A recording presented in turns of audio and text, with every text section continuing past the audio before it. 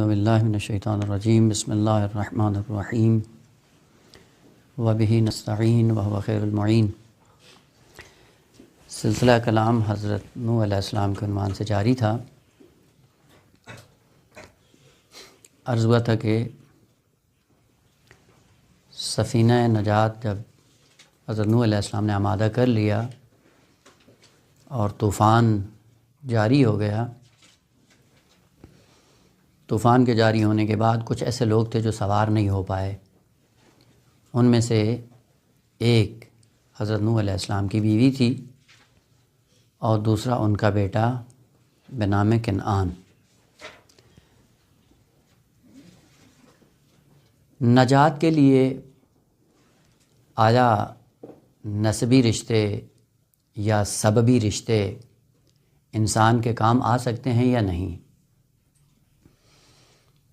فرض کریں اگر کوئی شخص ہدایت کا پیغام لے کے آتا ہے تو جو اس شخص سے وابستہ ہیں نسب کے اعتبار سے یا سبب کے اعتبار سے، تو ان کو بھی کوئی فائدہ ہوتا ہے یا نہیں؟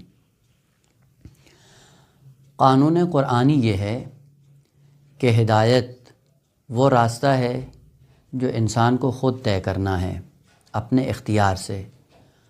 جو انسان اپنے اختیار سے راستہ طے کرتا ہے اس کے لیے سببی رشتے اور نسبی رشتے یہ باعث نہیں بنتے ہیں کہ سببی رشتوں سے یا نسبی رشتوں سے انسان کو نجات مل جائے۔ لہذا قرآن نے بڑے خوبصورت الفاظ میں ذکر کیا کہ یہی دو حضرت نوح اور حضرت لوط علیہ السلام کی بیویاں جب انہوں نے خیانت کی تو ذرہ برابر ان کو ان رشتوں نے کوئی فائدہ نہیں پہنچایا، اور صراحت کے ساتھ قرآن نے ذکر کیا وَقِيلَ اُدْخُلَ النَّارَ مَعَ الدَّاخِلِينَ، اور ان کے لیے ابدیت بھی ہے، فقط یہ نہیں ہے کہ جہنمی ہے بلکہ خلود اور دائمی جہنم ان کے لیے ہے۔ پس سببی رشتے نے ان کو نجات نہیں دی، سببی ہو یا نسبی ہو، چونکہ ہدایت کا راستہ اختیار اور ارادے کے ساتھ طے کرنا ہوتا ہے کمالات کی دنیا، لہذا یہ رشتے کام نہیں آتے۔ سوال کہ اگر یہ کام نہیں آتے تو آیا سببی رشتوں اور نسبی رشتوں کو کوئی فائدہ نہیں ہوتا؟ کچھ بھی ان سے انسان فائدہ نہیں اٹھا سکتا ہے؟ دیکھیں، دنیا کے اندر قانون جتنے بھی سببی رشتے ہیں، جتنے بھی نسبی رشتے ہیں، جتنے بھی تعلقات ہیں، جتنے بھی روابط ہیں، یہ روابط انسان کے کمال میں مقتضی کی حد تک دخیل ہیں، علت تامہ نہیں ہیں۔ مقتضی کا معنی یہ ہوتا ہے کہ اگر ایک شخص ہدایت کے راستے پہ چلنا چاہ رہا ہے تو اس کی ہدایت کا زمینہ فراہم کر دیا جاتا ہے، اگر چلنا چاہے تو آسانی سے خود چل سکتا ہے۔ اور ایک شخص جس کے پاس یہ تعلقات، یہ نسبی، یہ سببی رشتے نہیں ہوتے، ان کے لیے وہ راستہ چلنا دشوار ہوتا ہے، یعنی وہ آسانیاں جو ایک شخص کے لیے ہیں وہ دوسرے کے لیے نہیں ہیں۔ لیکن ان آسانیوں کے بعد وہ انسان جو کمال کو طے کرتا ہے وہ اپنے ارادے اور اختیار سے ہے۔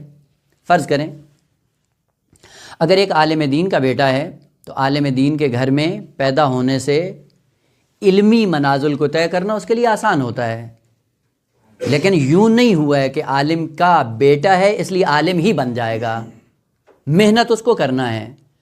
لیکن دوسرے شخص کی نسبت یہ شخص جو عالم کے گھر میں پیدا ہوتا ہے اس کے لیے راستہ ہموار ہو جاتا ہے، اور ہموار راستے آسانی سے طے ہو جاتے ہیں۔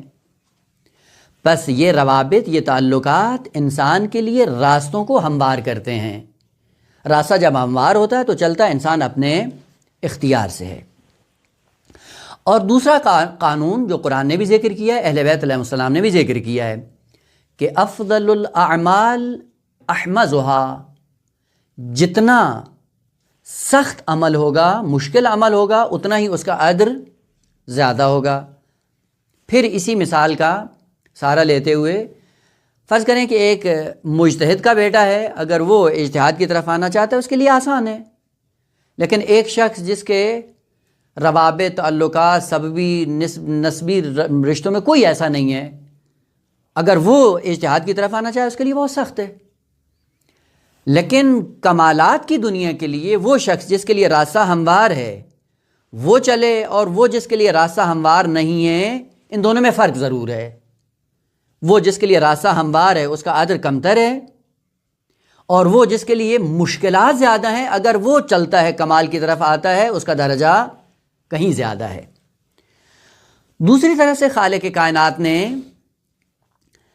یہ قانون بڑا صاف اور شفاف ذکر کیا ہے کہ لیس للانسان الا ما سعی، سعی و کوشش کی بنیاد پہ انسان درجات کمال کو طے کرتا ہے۔ سعی و کوشش کس طرح سے؟ یعنی ایک تو سعی و کوشش ہے جو انسان خود کرے گا، اور دوسرا جو اس کے سامنے راستہ رکھا ہے، تکالیف، ذمہ داریاں، وہ کیا ہیں؟ اس کے لیے قرآن نے دوسرا قانون ذکر کیا ہے، لا یکلف اللہ نفسا الا وسعہا، جتنی وسعت ہے، جتنی توانائی ہے، جتنی طاقت ہے، اتنی ہی تکلیف اور اتنی ہی ذمہ داری ہے۔ لہذا جو کسی بڑے گھر میں پیدا ہوتا ہے، راستہ کمال کا ہموار ہوتا ہے، تو اس کی ذمہ داری بھی بڑھ جاتی ہے، جیسا کہ پہلے بھی عرض کیا تھا۔ لیکن جس کو جس حالت میں خداوند عالم نے رکھا ہوا ہے، اسی حالت کے اعتبار سے اس کی ذمہ داری کو بھی معین کیا ہے۔ مثلا فرض کریں ایک شخص ہے، پیدل جا رہا ہے، زحمت کے ساتھ چل رہا ہے، اور ایک شخص ہے جو سواری پہ ہے، اور ایک سواری میں بھی پھر فرق کرتا ہے۔ سواری فرض کریں کہ حیوان ہے، گدھا ہے یا گھوڑا ہے، اس پہ بیٹھ کے سفر کر رہا ہے۔ ایک کے پاس فرض کریں موٹر سائیکل ہے، اور ایک کے پاس گاڑی ہے، اور ایک کے پاس جہاز ہے۔ جیسے جیسے یہ مرکب چینج ہوتا جاتا ہے، ویسے ویسے ذمہ داری بڑھتی جاتی ہے۔ مثلا جو پیدل چل رہا ہے، اس سے بھی خالق کائنات کا ارشاد ہو کہ تمہیں 10 کلومیٹر چلنا ہے، اور جس کے پاس موٹر سائیکل ہے اس سے بھی کہے تمہیں بھی 10 کلومیٹر چلنا ہے، ایک کو پیدل چھوڑ دے اور ایک کو موٹر سائیکل دے دے، یہ عدالت کے ساتھ سازگار نہیں ہے۔ وہ اعتراض کر سکتا ہے، خدایا 10 کلومیٹر مجھے بھی چلنا تھا، لیکن میں پیدل چل رہا تھا، میں کیسے پہنچوں منزل مقصود تک؟ اور جس کو گاڑی دے دی ہے وہ تو 1 منٹ میں چلا جائے گا۔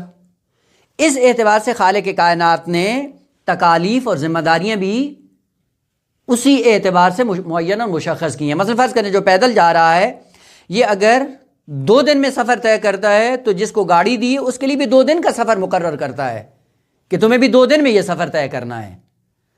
پس جتنے جتنے وسائل بڑھتے جاتے ہیں، ویسے ویسے ذمہ داریاں بڑھتی جاتی ہیں۔ ایک جو ہدایت کے گھر میں آتا ہے اس کو کوئی زحمت نہیں ہے، خوب اس کے لیے تکالیف بھی زیادہ ہیں، اور ایک وہ شخص جس کے لیے واقعاً ہدایت کے وسائل ایسے نہیں ہیں، اس کی ذمہ داری اس اعتبار سے نہیں ہے۔ اسی لیے خالق کائنات نے کہا کہ یہ سببی رشتے، یہ نسبی رشتے کبھی بھی انسان کے کام نہیں آتے اگر خود انسان نے اپنے سفر کو طے نہ کیا ہو۔ اور یہاں پہ نمونہ ذکر کیا کہ 2 پیغمبر، جو جن میں سے ایک اولو العزم پیغمبر ہے، اس کی بیوی، اور دوسرے جو حضرت لوط علیہ السلام ہے کہ حضرت ابراہیم علیہ السلام کی شریعت کا پرچار کرتے تھے سرزمین شام میں، ان کی بیوی، دونوں بیویاں کیا تھیں؟ نبی خدا کے گھر میں ہوتے ہوئے سارے وسائل فراہم تھے، لیکن انہوں نے کوئی استفادہ نہیں کیا۔ خالق کائنات نے بھی کہا کہ چونکہ ذمہ داری تمہاری بہت زیادہ تھی، راہ انحطاط کی طرف جاؤ گے تو وہی خلود در نار ہے ان کے لیے۔ بس سببی رشتے یا نسبی رشتے مقتضی کی حد تک ہوتے ہیں، اور مقتضی کی حد تک بھی عدالت کے سائے میں ہوتے ہیں۔ جتنی کیا کہتے ہیں ابزار یا وسائل انسان کے لیے بڑھ جاتے ہیں، ویسے ویسے ذمہ داری بڑھتی جاتی ہے۔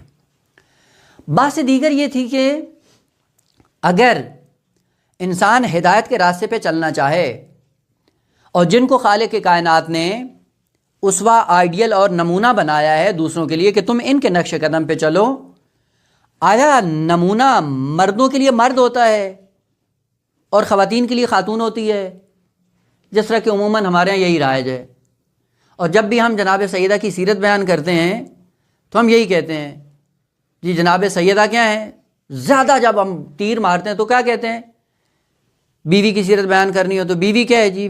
بہترین بیٹی ہے، بہترین بیوی ہے، بہترین ماں ہے۔ بس یہی 3 حصے کر کے پھر سارا زور اسی پہ لگا دیتے ہیں کہ بس یہی ہے۔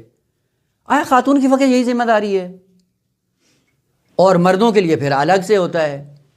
دیکھیں پہلے بھی عرض کیا تھا کہ انسان کی حقیقت بدن نہیں ہے، جب بدن نہیں ہے حقیقت انسان کی روح ہے، تو پھر جب اسوہ، کمالات، ہدایت اور درجات کی جب بات آتی، درجات، اسوہ، کمال، قدوہ، یہ روح انسانی سے مربوط ہے، جسم انسانی سے مربوط نہیں ہے۔ جسم کے لیے کبھی آئیڈیل نہیں ہوتا، جس کے لیے کبھی اسوہ نہیں ہوتا، نمونہ نہیں ہے۔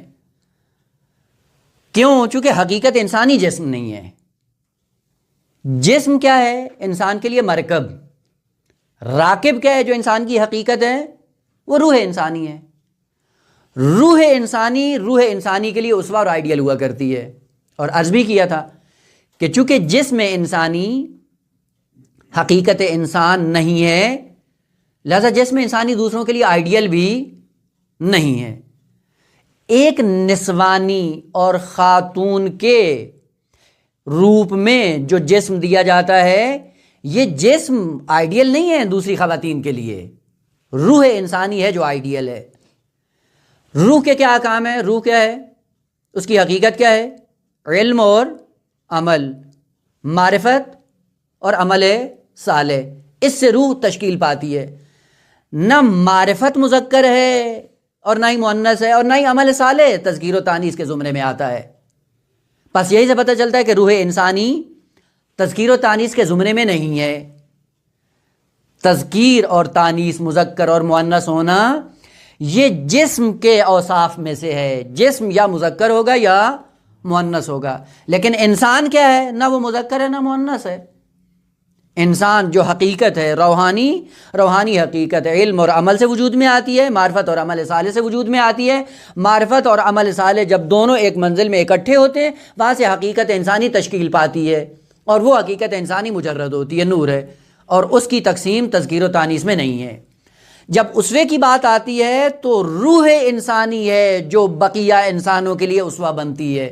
اس لیے مرد اسوہ ہے تمام کے لیے، یعنی مردوں کے لیے بھی اور خواتین کے لیے بھی۔ برعکس اگر ایک خاتون آئیڈیل اور نمونہ ہے تو وہ بھی سب کے لیے آئیڈیل ہے، سب کے لیے نمونہ عمل ہے، مردوں کے لیے بھی اور خواتین کے لیے۔ اسی لیے سورہ مبارکہ تحریم میں آخری آیت جب ذکر ہوئی، وہاں پہ خالق کائنات نے دو نمونے دو لوگوں کے لیے ذکر کیے ہیں، کفار اور مشرکین اور بدکار لوگوں کے لیے آئیڈیل کے طور پہ کس کو رکھا؟ حضرت نوح علیہ السلام کی بیوی اور حضرت لوط علیہ السلام کی بیوی، خاتون ہیں لیکن آئیڈیل ہیں کن کے لیے؟ کفار اور مشرکین کے لیے۔ اور کفار اور مشرکین میں خواتین بھی ہیں، مرد بھی ہیں۔ چونکہ روح آلودہ ہے، آلودگی کے لیے ان کو ذکر کیا جا رہا ہے۔ اور پلٹ کر مومنین کے لیے آخری آیت سورہ واقعہ تحریم کی، وہاں پہ دو خواتین کو پورے مومنین کے لیے اسوہ آئیڈیل کے طور پہ خالق کائنات نے متعارف کروایا۔ ایک جناب مریم سلام اللہ علیہ، اور دوسری جناب آسیہ جو فرعون ملعون کی بیوی ہے۔ کہا یہ مومنین کے لیے اسوہ ہیں، یہ آئیڈیل ہیں۔ یہ جو آئیڈیل ہیں یہ خاتون کے لیے نہ، یہ وہی انسان شناسی نہ ہونے کا نتیجہ ہے، معرفت نفس نہ ہونے کا نتیجہ ہے۔ اور پھر ہم بڑے آب و تاب کے ساتھ کہتے ہیں جی جناب سیدہ کیا ہیں؟ بہترین بیٹی ہیں، بہترین زوجہ ہیں اور بہترین ماں ہیں۔ یہ زوجہ ہونا، بیٹی ہونا، ماں ہونا، یہ اوصاف ہیں جسم کے، روح کے اوصاف نہیں ہیں۔ روح جو تشکیل پاتی ہے وہ علم و عمل سے تشکیل پاتی ہے۔ ان درجات میں سیدہ کہاں پہنچی ہیں؟ اس کے لیے امام مہدی آخر الزمان کیا فرماتے ہیں؟ وَلِيَا فِبْنَتِ رسول اللہ اسوۃ حسنہ، خود میں مہدی کے لیے، امام زمانہ کے لیے پیغمبر اسلام کی بیٹی اسوہ حسنہ ہے۔ لہذا جب انسان پھنستا ہے کہ جی خواتین کے لیے خواتین آئیڈیل ہوتی ہیں، مردوں کے لیے مرد آئیڈیل ہوتے ہیں، اگر یہی بات ہو تو پھر آپ یہ کہیں کہ دین خدا جو حضرت آدم سے چلتا آ رہا تھا ناقص چلتا آ رہا تھا معاذ اللہ۔ جناب مریم ایک زمانے میں ظاہر ہوتی ہیں اور جناب سیدہ ایک زمانے میں ظاہر ہوتی ہیں، جن کے لیے قرآن نے سند ذکر کی ہے عصمت کی۔ ان کے علاوہ کوئی پورے طول تاریخ میں کوئی خواتین تھیں جو آئیڈیل کے طور پہ ذکر ہوئی ہوں؟ نہیں تھیں۔ وہ اگر نہیں تھی اور آپ کا قانون یہ ہے کہ مرد کے لیے اور خاتون کے لیے، تو پھر پہلے تو خواتین نہیں تھیں، پھر پہلے خداوند عالم کا سارا دین ناقص چلتا رہا تھا۔ یہی وہ وجہ ہے کہ جسم جسم کے لیے آئیڈیل نہیں ہوتا. اگر جسم جسم کے لیے آئیڈیل ہو تو پھر جسم میں وہ ساری خصوصیات ہونی چاہیے جو معاشرہ انسانی کے اندر ہوتی ہیں, اور اس سے تناقض لازم آتا ہے. مثلا فرض کریں ایک شخص ہے فقیر, فقر کا تعلق کس سے ہے؟ یہی مال سے, مالی اعتبار سے فقیر ہے, اور دوسری طرف سے مالی اعتبار سے کوئی کیا ہے؟ ثروت مند ہے. کوئی نابینا ہے, کوئی بینا ہے, کوئی سالم ہے, کوئی لولا اور لنگڑا ہے.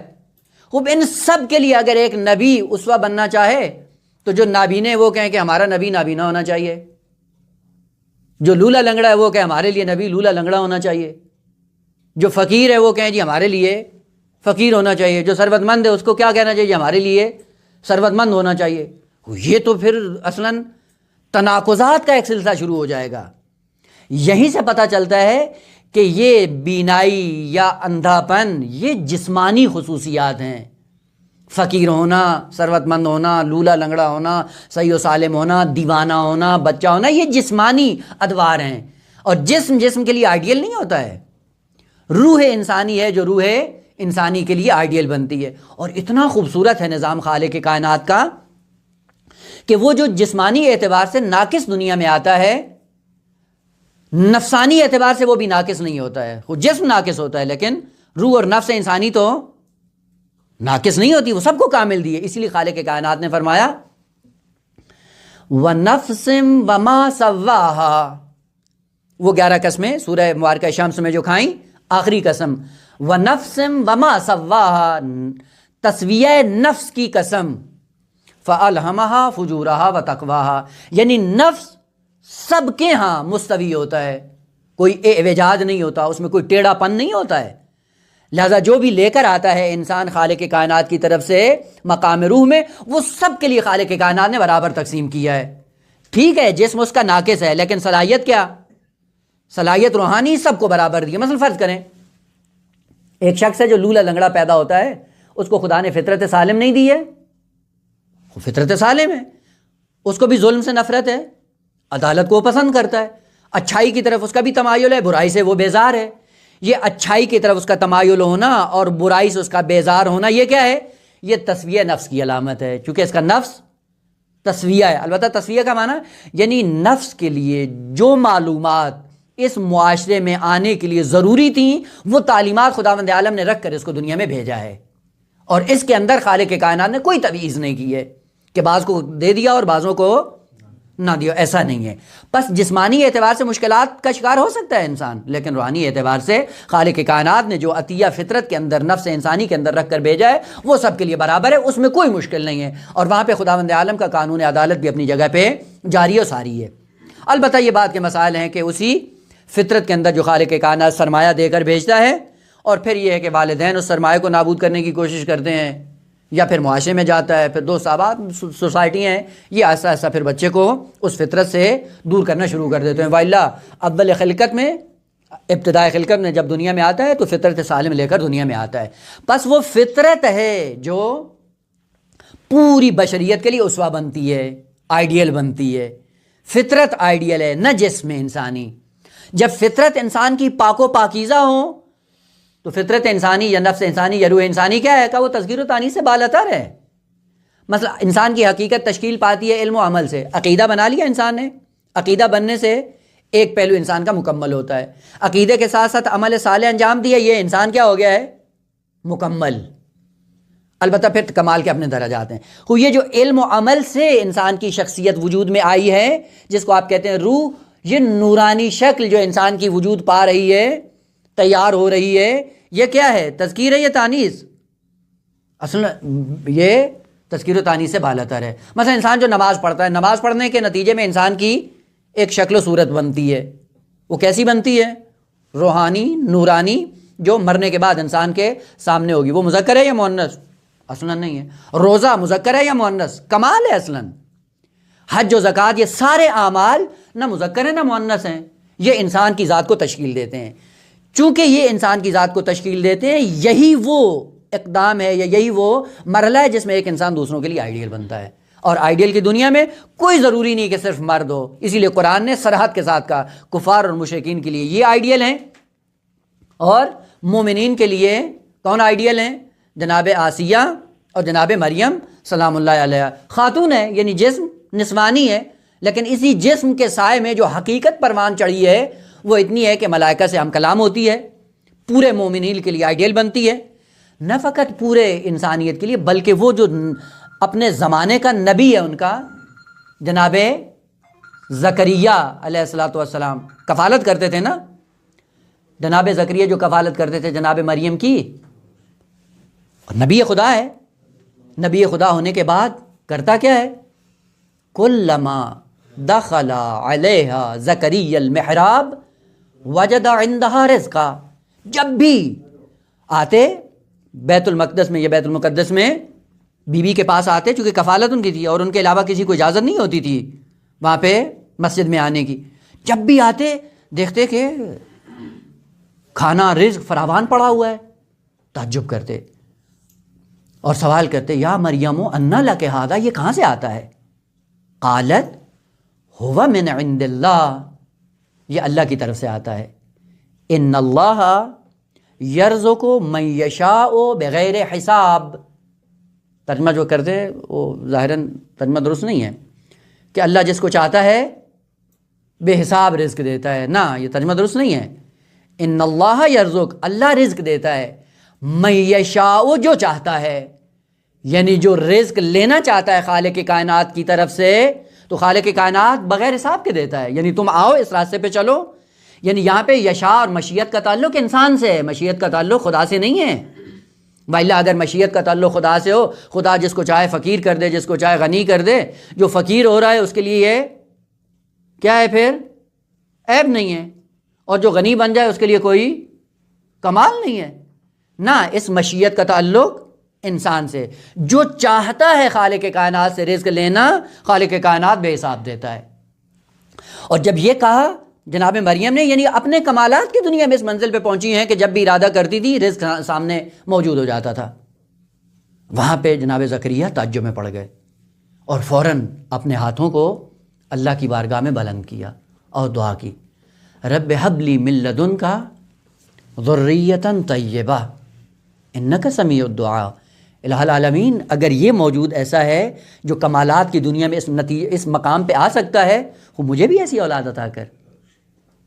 دیکھیں ہے خاتون لیکن اسوہ بنی ہوئی ہے جناب زکریا کے لیے۔ زکریا کون ہے؟ اللہ کے نبی ہیں، وہ جو اللہ کے لیے اسوہ بنتی ہے، آئیڈیل بنتی ہے، وہ کوئی معمولی شخصیت نہیں ہے، اور وہ جسمانی شکل میں آئیڈیل نہیں ہے، کمالات کی دنیا میں آئیڈیل ہے، اور انسان کی حقیقت چونکہ کمالات سے ہوتی ہے، اس لیے یہ ذہن سے نکال دیں کہ جسم کے لیے آئیڈیل ہوتا ہے، لہذا سیدہ کے لیے یہ کہیں گے کہ یہ کوتاہی ہے ہماری کہ ہم جناب سیدہ کا کہ منحصر کر دیں جسمانی رشتوں میں، کہ بیٹی ہوتی ہے، ماں ہوتی ہے اور بیوی ہوتی، یہ بیٹی ماں بیوی ہونا یہ جسمانی رشتے ہیں اجتماع انسانی کو چلانے کے لیے، وَإِلَّا یہ حقیقت انسانی یہ نہیں ہے۔ حقیقت انسانی اگر سیدہ کی دیکھنی ہے تو یہ ہے جو پیغمبر اسلام ہمیشہ فرمایا کرتے تھے، ہے یا ام ابیہا۔ عجیب بات ہے، یہ مقام ہے جناب سیدہ کا، اس کو بیان کرنا چاہیے، نہ یہ کہ آپ زوجیت میں اور ماں میں اور بیٹی میں تقسیم کر کے ختم کر دیں، یہ رشتے نہیں ہیں۔ کمال سیدہ یہ ہے کہ ہیا ام ابیہا، کمال سیدہ یہ ہے کہ امام آخر الزمان کے لیے اسوہ اور آئیڈیل ہیں، اور وہ جو خاتم الاوصیاء ہیں، خاتم الاولیاء کہ اس کے بعد کوئی ولی خدا خالق کائنات کی طرف سے نہیں آئے گا، اس کے لیے بھی جو اسوہ کی حیثیت رکھتی وہ شخصیت ہے سیدہ کی، اور یہ اجاگر ہونی چاہیے۔ اور وہاں تک جانے کے لیے کیا چاہیے تھا؟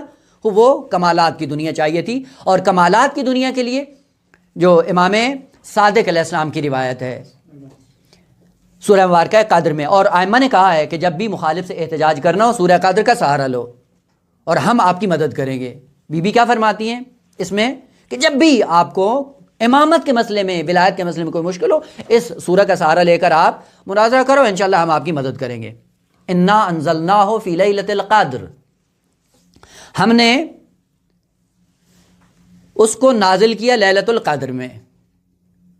وما ادراک ما لیلۃ القدر، یہاں بھی ترجمہ جو ہے وہ اشتباہ کیا جاتا ہے، غلط اشتباہ، کہ تم کیا جانو کہ لیلۃ القدر کیا ہے، نہ، وما ادراک ما لیلۃ القدر، اور کس نے آپ کو لیلۃ القدر کا علم دیا۔ دو ترجموں میں زمین آسمان کا فرق ہے۔ ایک درجہ کہتے ہیں تم کیا جانو لیلۃ القدر کیا ہے، اس کا معنی کیا ہے، یعنی تم کچھ نہیں جانتے ہو، توہین کا پہلو ہے۔ اور جبکہ کلمات جو ہیں وہ یوں نہیں ہیں۔ دوسرا ترجمہ، آپ کو کس نے لیلۃ القدر کی حقیقت سے آگاہ کیا، وہ اس میں کیا ہے، یعنی پیغمبر اسلام سب کچھ جانتے ہیں، اور خالق کائنات اسی جنوانے کو ہی ذکر فرما رہا ہے۔ آقا اب چونکہ باس طلبگی ہے، اشارہ کر دوں، ادبیات اسی لیے پڑھائی جاتی ہیں ہمیں کہ تھوڑا بہت اس میں غور کریں۔ البتہ یہ آیات بہت زیادہ ہیں قرآن میں، ما ادراک ما ادراک ما ادراک، کبھی قاریہ کے بارے میں، کبھی قیامت کے بارے میں، کبھی کسی کے بارے میں، اور فراوان ہے آیات قرآن کے اندر، اور ترجمہ ہر جگہ جا کے اکثر غلط کر دیں۔ تم کیا جانو، وہ تم کیا جانو کا مطلب یہ کہاں سے نکالا ہے، تمہیں کیا پتا، تم نہیں جانتے، تم نہیں جانتے، تم کیا جانو، تمہیں کیا پتا، یہ مخاطب کا ترجمہ ہے۔ جبکہ ما ادرا کا ما لیلۃ القدر، ما استفہامیہ، ادرا فعل ماضی کا پہلا صیغہ باب افعال، کا مفعول کی ضمیر ہے، مجرد ہے دارا جس سے درایت بھی نکلا ہے، البتہ حمزہ کے ساتھ نا دارایا، درایت جس سے نکلا ہے، دارایا جاننا، ادرا جب باب افعال میں جائے گا تو کیا معنی ہوگا، جنوانا، بتانا، آگاہ کرنا۔ قرآن کیا کہہ رہا ہے، ما ادرا، کس نے جنوایا، کا آپ کو، دو سیدھا سیدھا ترجمہ وہی، فاعل مفعول فعل اپنی جگہ پہ سارا درست ہے۔ ما کس نے، ادرا جنوایا، کا آپ کو، ما لیلۃ القدر، لیلۃ القدر کی حقیقت سے آپ کو کس نے آشنا کیا۔ اگر یہ ہوتا کہ آپ کیا جانو، تمہیں کیا پتہ ہے، تو اتنی عربی آتی تھی خالق کائنات کو، کہہ دیتا ما دریتا، تم کیا جانو۔ لیکن ما دریتا کلمہ کہیں پورے قرآن میں استعمال نہیں ہوا۔ ما دریتا تم کیا جانو، اور ما ادراکا تمہیں کس نے علم دیا، کتنا فرق ہے ترجمے میں۔ ما ادراکا کس نے آپ کو آگاہ کیا، کس نے آپ کو علم دیا لیلۃ القدر۔ یہاں سے پتہ چلتا ہے کہ جہاں جہاں قرآن کے اندر یہ کلمہ استعمال ہوا ہے ما ادراکا، اس سے جو بعد میں حقیقت ذکر ہوئی، اس حقیقت کے سارے اوصاف پیغمبر اسلام کو معلوم ہے۔ مثلا لا اقسم بیوم القیامہ وما ادراکا ما یوم القیامہ، یعنی آپ قیامت کی حقیقت سے آشنا ہیں، جانتے ہیں۔ آپ کو کس نے حقیقت قیامت کے بارے میں علم دیا، کس نے جنوایا، کس نے آگاہ کیا۔ دیکھیں جتنی بھی آیات ہیں اس کے اندر جو بھی اوصاف، جو بھی منازل، جو بھی مقامات، جو بھی حقائق ذکر ہوئے، ان سب سے پیغمبر اسلام آگاہ ہیں۔ البتہ ضمناً بات آگئی، یہاں پہ ایک عرض کر دوں، روایت ہے کہ ان الرائد لا یکذب اہلہ، ان الرائد لا یکذب اہلہ، اور یہ اوصاف کے طور پہ ذکر ہوا ہے پیغمبر اسلام کے لیے، معصومین کے لیے۔ البتہ منابع ربائی میں آپ اس کو تلاش کر سکتے ہیں، ابھی ایڈریس میرے ذہن میں نہیں ہے، لیکن ہے اوصاف کے لیے۔ ان الرائد، رے الف حمزہ دال، رائد لا یکذب اہلہ، کبھی اپنے اہل سے جھوٹ نہیں بولتا، یعنی کسی کو پریشان نہیں کرتا، مضطرب نہیں کرتا ہے، خیانت نہیں کرتا۔ رائد کیا ہے، رائد قائل کے وزن پہ، قائد، رائد، سائق، یہ اسی اجوف کا باب ہے، راودہ سے، راودہ سے رائد کس کو کہتے ہیں۔ عربوں کے اندر ایک رسم تھی اور آج بھی ہے وہ، یعنی شروع میں بھی تھا اور آج بھی ہے، اور یہ سلسلہ جاری رہتا ہے۔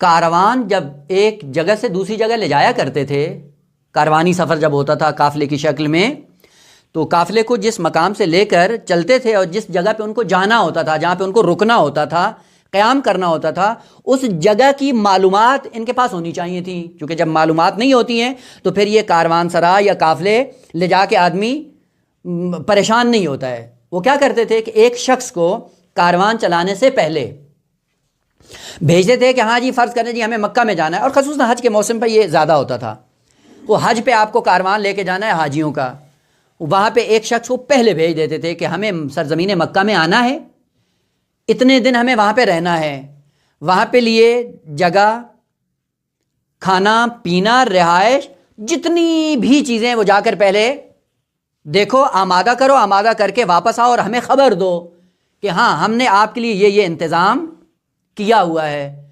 جب اس انتظام کے ساتھ جاتے تھے تو قافلہ جیسے پہنچتا تھا پہلے سے جگہ معین ہوئی ہوتی تھی، قافلہ آتا تھا، رک جاتا تھا، کسی مشکل کا اس کو شکار نہیں ہونا پڑتا تھا اور مضطرب بھی نہیں ہوتے تھے۔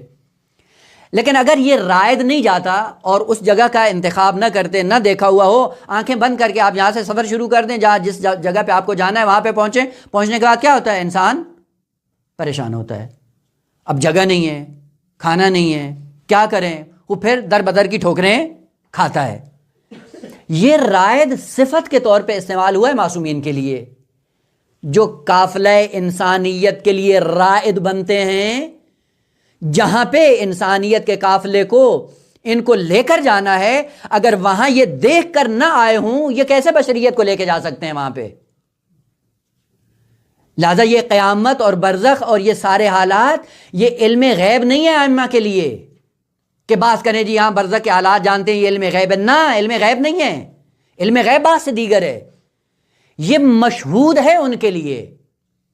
عالم برزخ اور عالم مثال مشہود ہے ان کے لیے، اور عالم قیامت بھی مشہود ہے۔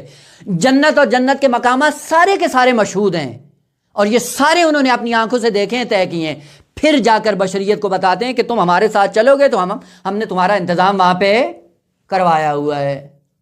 پس رائد جو پہلے جگہ جا کر دیکھ کر اس پورے قافلے کو آگاہ کرتا ہے، اس کو عربی میں رائد کہا جاتا ہے۔ اور رائد کے لیے خصوصیت کیا ہے؟ معصوم فرماتے ہیں ان الرائد لا یکذب اہلہ، وہ اپنے اہل کے سامنے خیانت نہیں کرتا، جھوٹ نہیں بولتا، یعنی جو دیکھا ہے مشہود، جو اپنی آنکھوں سے دیکھ کر آئے وہی آ کر بتاتے ہیں کہ وہاں پہ یہ ہوگا، وہاں پہ یہ ہوگا، وہاں پہ یہ ہوگا۔ خوب معصومین نے ساری زندگی یہی بیان کیا ہے یا نہیں کیا ہے؟ پیغمبر اسلام جب معراج پہ گئے، جب واپس آئے تو جو پورے جنت اور جہنم کے حالات تھے آ کر ذکر کیے یا نہیں کیے ہیں؟ یہ جو ذکر کیے ہیں کیوں؟ چونکہ رائد تھے، رائد بن کر گئے، مشاہدہ کیا، مشاہدہ کرنے کے بعد اس قافلہ انسانیت کو کہا اگر ہمارے ساتھ چلنا ہے تو اس کے حالات یہ ہیں، اس حساب سے اپنی تیاری کرو۔ پس رائد وہ ہوتا ہے جو جا کر دیکھتا ہے۔ خوب عرض یہ کرنا تھا کہ وما ادراک ما لیلۃ القدر، لیلۃ القدر کیا ہے؟ اس کی حقیقت سے پیغمبر اسلام آگاہ ہیں، جانتے ہیں، مشہود ہے ان کے لیے۔ نہیں ہے کہ یہ علم غیب کا حصہ ہے، پھر یہ ثابت کریں کہ علم غیب جانتے ہیں یا نہیں جانتے، وہ بات سے دیگر ہے۔ وہ معصوم کیا فرماتے ہیں کہ لیلۃ القدر کی حقیقت پہچاننا چاہو، البتہ ایک مصداق، الفاطمہ ہی لیلۃ القدر، سیدہ لیلۃ القدر ہیں، من عرفہا فقد ادرک لیلۃ القدر، جو بھی بی بی کی معرفت حاصل کر لے گویا اس نے لیلۃ القدر کو در کر لیا ہے۔ در کرنے کا مطلب کیا ہوتا ہے آقا؟ دیکھیں لیلۃ القدر خود انسان کی زندگی کے اندر لطف خدا ہے، یعنی وہ انسان جو 40 سال 80 سال 50 سال زندگی بسر کرنا چاہتا ہے، اس کے ہر سال میں ایک شب کو شب لیلۃ القدر قرار دیا ہے۔ وہ کس لیے؟ کہا کہ اس شب قدر میں آپ اس ایک رات میں 80 سال کا سفر طے کر سکتے ہو، اور یہ لطف خدا ہے۔ اگر 60 سال جینا ہے تو 60 سال میں کتنی بار تکرار ہوگی؟ 60 بار۔ وہ 60 کو 80 سے ضرب دیں، یہ فرصت جو آتی لیلۃ القدر کی سال میں ایک مرتبہ ضرور تکرار ہوگی، اور یہ لطف خدا کا کہ چونکہ تمہارے سامنے وہ منزل بہت دور ہے، اس منزل کو پانے کے لیے خالق کائنات نے یہ لطف رکھا ہے۔ اور یہ لطف کس لیے؟ کہ تاکہ وہ سفر جلدی طے کر سکو۔ اس سفر تک پہنچانے کے لیے خالق کائنات نے لیلۃ القدر کو رکھا، اور اس ایک رات میں انسان ایک عمل انجام دیتا ہے، 80 سال کا سفر طے کر جاتا ہے۔ وہ معصوم نے کہا کہ ہاں اگر اپنی ساری زندگی کو لیلۃ القدر بنانا چاہتے ہو، راستہ خدا نے رکھا ہے، کہا فاطمہ لیلۃ القدر ہے، اس بی بی کی معرفت حاصل کرو، اس بی بی کی معرفت کے بعد آپ کا ہر عمل لیلۃ القدر ہے۔ اس سے بڑھ کر اور کیا نعمت ہو سکتی ہے اس انسان کو دی جائے؟ آپ بی بی کی معرفت حاصل کریں۔ البتہ معرفت عرض کیا ہے کہ معرفت یہ نہیں ہے کہ بی بی کا نام کیا ہے، باپ کون ہے، شوہر کون ہے، بیٹے کون ہے، یہ معرفت نہیں ہے، یہ سب جانتے تھے، یہ مراد معرفت نہیں ہے۔ بی بی کس مقام پہ فائز ہیں، کون سے درجات بی بی نے طے کیے اور کس طرح سے طے کیے۔ 18 سال کی عمر کوئی عمر نہیں ہے، 18 سال کی عمر میں کہاں بنی؟ ہی ام ابیہا، خاتم الانبیاء استقبال کے لیے کھڑے ہوتے تھے، جس کے لیے یہ بیٹی ہونے کی وجہ سے تھا۔ اور روایت کے یہ جملے قام الیہا یعنی کلما، جب بھی پیغمبر وارد ہوتے اور سیدہ جب آ رہی ہوتی، پیغمبر کی روش تھی، یعنی پیغمبر کی سیرت یہ تھی، پیغمبر ہمیشہ یوں کرتے تھے، جب بھی بیوی آتی کیا کرتے؟ سب سے پہلے قام الیہا، اور آپ کو پتہ ہے ادبیات میں قام لہا اور قام الیہا دونوں میں فرق ہے۔ قام لہا کا معنی کیا ہے؟ کسی کے احترام میں کھڑے ہو جانا، یعنی یہ کھڑا ہوا ہے کس کے لیے؟ ان کے لیے، ان کے احترام میں اپنی جگہ سے کھڑا ہو جاتا ہے۔ اگر کسی کا احترام مد نظر ہو اور اس کے احترام میں اگر آپ اظہار کر رہے ہو، وہاں پہ عربی میں قام لہا استعمال ہوتا ہے یا قام لہو، مثلا فلاں شخص فلاں کے احترام میں کھڑے ہو گئے۔ لیکن قام الیہ یا قام الیہا یہ مطلب بالاتر ہے کہ نہ فقط یہ کہ کھڑے ہوتے تھے، الیہا چند قدم چل کر جا کے آگے استقبال کرتے تھے۔ خاتم الانبیاء قام الیہا، نہ فقط یہ کہ کھڑے ہوتے، پھر محبوب سبحانی کیا کرتے؟ چلتے بی بی کے احترام میں استقبال کے لیے، چل کر بی بی کو ملتے، ملانے کے بعد کیا ہے؟ اجلسہا مجلسہ، اپنی جگہ پہ بٹھاتے۔ یہ کس وجہ سے ہے؟ چونکہ بیٹی ہے، وہ اگر یہ بیٹی کے ناطے سے ہوتا تو پھر پوری بشریت کے اندر باپ کی یہ ذمہ داری بن جاتی کہ تم بیٹی کے ساتھ یہ رویہ استعمال کرو۔ یہ نہیں ہے، یہ مقامات کی بات ہے، یہ درجات کی بات ہے، اور درجات جن کو طے کیا جاتا ہے اپنے ارادے اور اختیار سے۔ یعنی اگر خاتون اپنے مقام کو پہچان لے کے خالق کائنات نے جس عظمت کے ساتھ اس کو یاد کیا ہے، تو نہ وہ فقط پوری بشریت کے لیے بلکہ معصومین کے لیے اسوہ بن جاتی ہے۔ بس اسوے کے لیے مرد اور عورت یہ مہم نہیں ہے، اس مرد اور عورت کے سائے میں جو حقیقت پروان چڑھ رہی ہے وہ اسوہ ہے۔ لہذا ایک خاتون جسمانی شکل میں خاتون ہو لیکن اسوے کی دنیا میں ممکن ہے انبیاء کے لیے اسوہ بن جائے، ممکن ہے معصومین کے لیے اسوہ بن جائے، اور اگر جسمانی شکل میں خاتون ہو لیکن کفار اور مشرکین کے لیے آئیڈیل بن جائے کہ ہاں تم ان کے نقش قدم پہ چلو، اور وہ جو اسوہ ہوتا ہے اسی کے ساتھ ان کو اٹھا کر ایک جگہ اکٹھا کر دیا جاتا ہے۔ اب باسے پس حضرت نوح علیہ السلام کے ساتھ جو رابطہ ازدواجی تھا، سببی رشتہ تھا، اس سببی رشتے نے کوئی فائدہ نہیں پہنچایا۔ البتہ سببی رشتے انسان کے لیے راستہ ہموار کر دیتے ہیں، لیکن وہ بدبختی ہے انسان کی کہ ہموار راستے ہونے کے باوجود کمالات کی دنیا کو نہ چھو سکے۔ لہٰذا آج بھی جو مسلمانوں کی پستی ہے یا کہیں کہ ستم ظریفی ہے دین کی نسبت، وہ یہ ہے کہ بعض ازواج پیغمبر کو انہوں نے اتنا زیادہ سر پہ چڑھا دیا ہے کہ بس چونکہ زوجہ رسول ہیں اس لیے سب کچھ ٹھیک ہے، سر آنکھوں پہ۔ نہ، قرآن واضح کہہ رہا ہے کہ کسی کی زوجہ ہونا، رسول کی زوجہ ہونا نہ باعث کمال ہے اور نہ ہی درجات کے لیے کسی کے لیے اسوہ بنتی ہے۔ وہ روح ہے دین کی، اگر وہ اپنے اختیار اور ارادے کے ذریعے اپنے اندر پیدا کرتی ہے محترم بن جاتی ہے، اور اگر اس روح دین سے دور ہوتی ہے تو مذموم بن جاتی ہے۔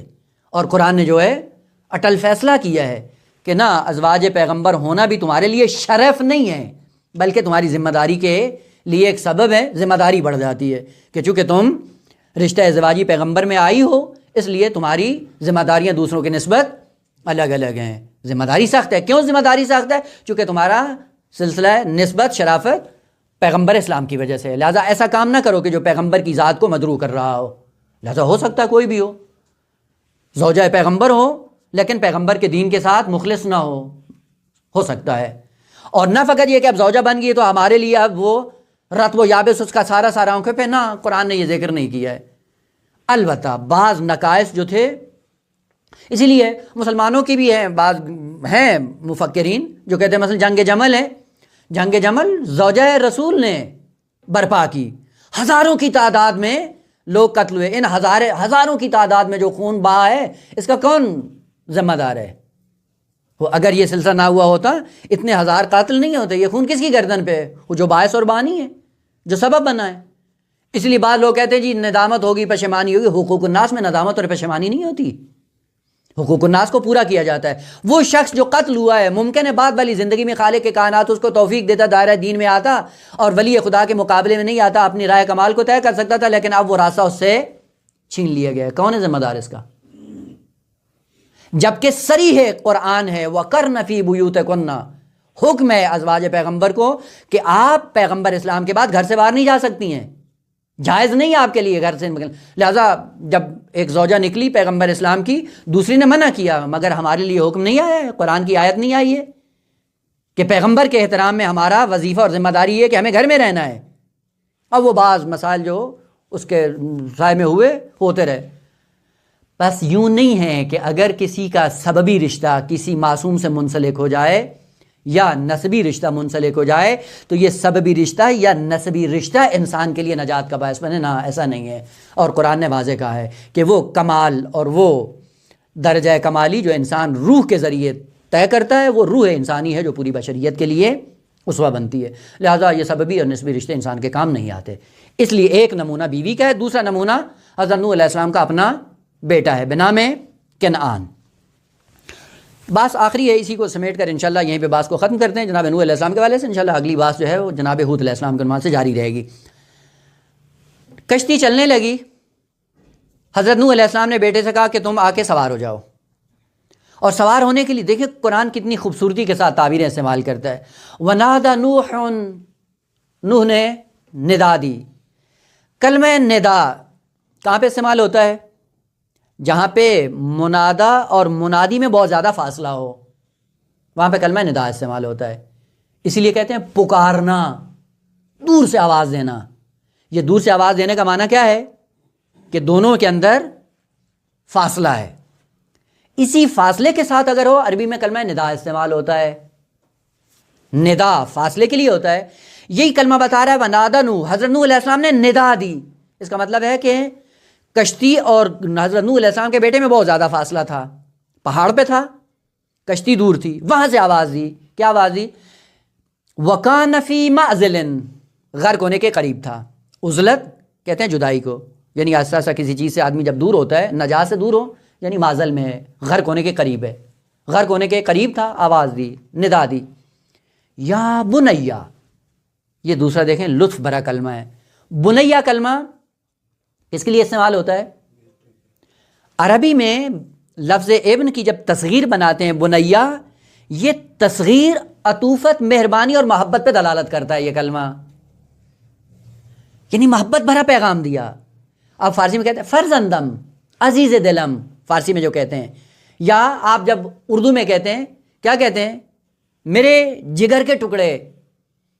کتنا محبت بھرا کلمہ، یہ محبت بھرا کلمہ استعمال کیا۔ یعنی حضرت نوح علیہ السلام نے کیا کہا؟ یا بنیا فرزندم عزیزم، کیا کرو؟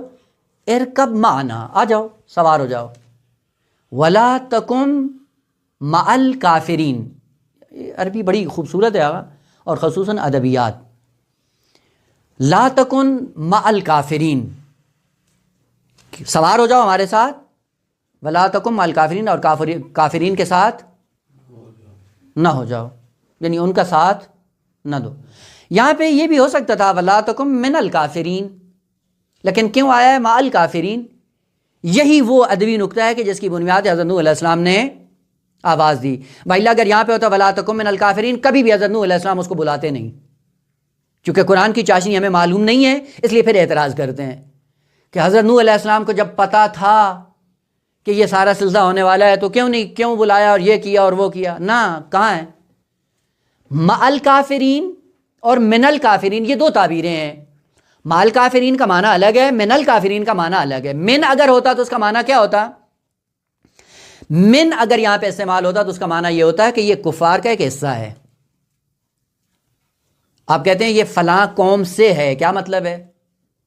یعنی اس قوم کا فرد ہے، اور وہ قوم کی ساری خصوصیات اس کے اندر پائی جاتی ہیں۔ لیکن جب آپ کہتے ہیں یہ شخص فلاں قوم کے ساتھ ہے، اس کے اندر دلالت ہے کہ اس قوم کا حصہ بھی ہے؟ نہ۔ پس ساتھ اور ہمراہی یہ اس قوم کا فرد ہونے پر دلالت نہیں کرتا، جبکہ کلمہ من اس قوم کے فرد اور مصداق ہونے پر دلالت کرتا ہے۔ قرآن نے یہ نہیں کہا لا تکن من الکافرین، اگر من الکافرین ہوتا یقین ہوتا حضرت نوح علیہ السلام کو یہ کفار کا حصہ ہے، انہی کا مصداق ہے جو کفار ہے، ان کے لیے حضرت نوح علیہ السلام نے کسی کو آواز نہیں دی ہے، اتمام حجت کر دی، ختم۔ یہی وجہ تھی کہ حضرت نوح علیہ السلام کا یہ بیٹا منافق تھا، اور اس منافقت کا اظہار کب ہوا ہے؟ جب سفینہ بنا ہے، اور وہ بھی جب مازل غرق میں تھا، تب بھی حضرت نوح علیہ السلام نے بلایا جب نہیں آیا تب پتہ چلا کہ اب یہ جو اس کی میت تھی یہ میت فردی اور مصداقی تھی. عجیب ہے کلمات قرآن کریم کے کہ آواز دیتے ہیں, آواز دینے کے بعد کہتے ہیں لا تکن مع الکافرین, ان کا حصہ نہیں بنو, ان کی ہمراہی نہ کرو. لیکن پتہ نہیں تھا, جب غرق ہوا تو پتہ چلا کہ نہ یہ فقط ان کے ہمراہ تھا بلکہ اسی قوم کا ایک مصداق تھا کہ جو اپنے آپ کو ابھی تک اس نے چھپا کر اس پورے معاشرے کے اندر اپنی زندگی بسر کر رہا تھا. یعنی باطناً کافر تھا لیکن اظہار کفر نہیں کیا ہوا تھا, جس کی بنیاد پہ یہ سمجھتے تھے حضرت نوح علیہ السلام شاید یہ بھی مسلمانوں کا ایک فرد ہے, مسلمانوں کا ایک حصہ ہے, اور اس لیے حضرت نوح علیہ السلام نے ان کو دعوت بھی دی, اور دعوت جب اس نے نہیں مانی, نہیں سنا تو غرق ہو گیا. البتہ بعد میں جاری ہے کہ وہ حضرت نوح علیہ السلام کے عنوان سے کہ کیوں کہا کہ انہ لیس من اہلک انہ عمل غیر صالح, کہ انشاءاللہ اگر وہ فرصت ہو تو اس کے طرف اشارہ ہوگا. بس حضرت نوح علیہ السلام نے جو آواز دی اور وہ نہیں آیا, بیٹا ہے اپنا, خونی رشتہ ہے, لیکن خونی رشتہ ہونے کے باوجود غرق ہو جاتا ہے, اور خالدین فی النار.